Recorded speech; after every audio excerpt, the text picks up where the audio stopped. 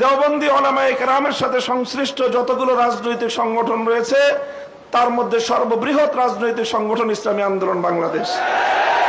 কাজেই সেই জায়গা থেকে ইসলামী আন্দোলন বাংলাদেশের দায়িত্ব সবচেয়ে বেশি।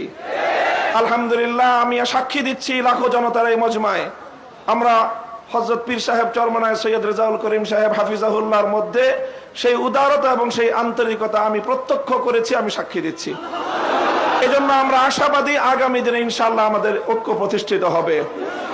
এই জন্য আমাদের যেই কথা আমরা একমত সেটা হলো, আগে আমাদের উলামায়ে দেওবন্দের নেতৃত্বে যে সকল রাজনৈতিক সংগঠনগুলো পরিচালিত হচ্ছে আমরা আমাদের মধ্যে আমাদের ঐক্যকে আরো সংহত এবং মজবুত করব।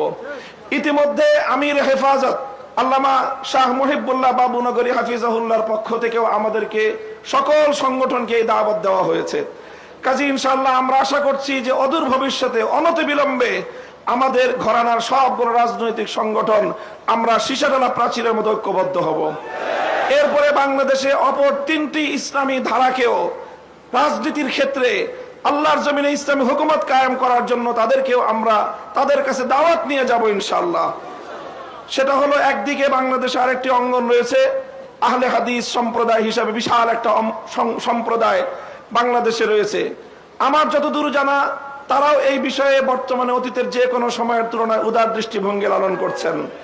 ডক্টর আসাদুল্লাহ গালিব এবং মৌলানা আব্দুর রাজ্জাক বিন ইউসুফের নেতৃত্বে আহলে হাদিস ভাইয়েরা তারা রাজনৈতিক অঙ্গনে উলামায়ে উম্মতের সাথে উলামায়ে দেওবন্দের সাথে ঐক্য করার জন্য তারা প্রস্তুত রয়েছেন।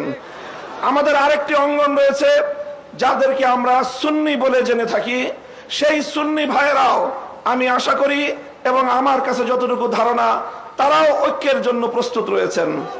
তৃতীয় যে আরেকটি গ্রুপ রয়েছে জামায়াতে ইসলামী বাংলাদেশ, যারা দীর্ঘদিন ধরে রাজনৈতিক অঙ্গনে আল্লাহর জমিনে আল্লাহর আইন বাস্তবায়ন করার স্লোগান নিয়ে যারা কাজ করছেন তাদেরকেও আমরা উদাত্ত আহ্বান জানাবো এবং তাদের কাছে আমরা দাওয়াত নিয়ে যাব।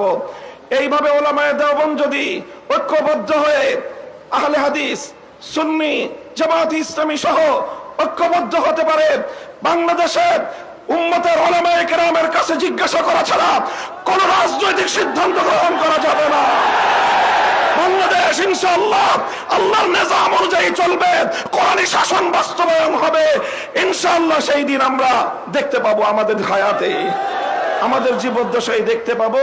আমি আশা করি আগামী নির্বাচন হবে আমাদের জন্য সেই ধরনের বৃহত্তর একটি ঐক্য জাতিকে উপহার দেওয়ার মোক্ষম সময়। আমি আপনাদের সকলের কাছে দোয়া চাই যে এভাবে যেন আমরা আমাদের ভূমিকাগুলো পালন করে যেতে পারি। বাংলাদেশ খেলাফত মজলিসের পক্ষ থেকে আমি আজকের এই ভর মজলিসে এই ধরনের কার্যক্রম পরিচালনায় আমাদের শতভাগ উদারতার এবং আন্তরিকতাপূর্ণ ভূমিকা পালন করার প্রতিশ্রুতি দিয়ে যাচ্ছি ইনশাআল্লাহ। নাসরুম মিনাল্লাহি ওয়া ফাতহুন করিম। আসসালামু আলাইকুম ওয়া রাহমাতুল্লাহ।